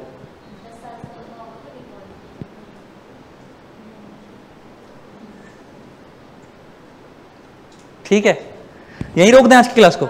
चलो आगे का एनालिसिस अगली क्लास से करेंगे। पढ़ के आना इन पॉइंट्स को, सारा को घूम जाएगा तुम्हारा दिमाग।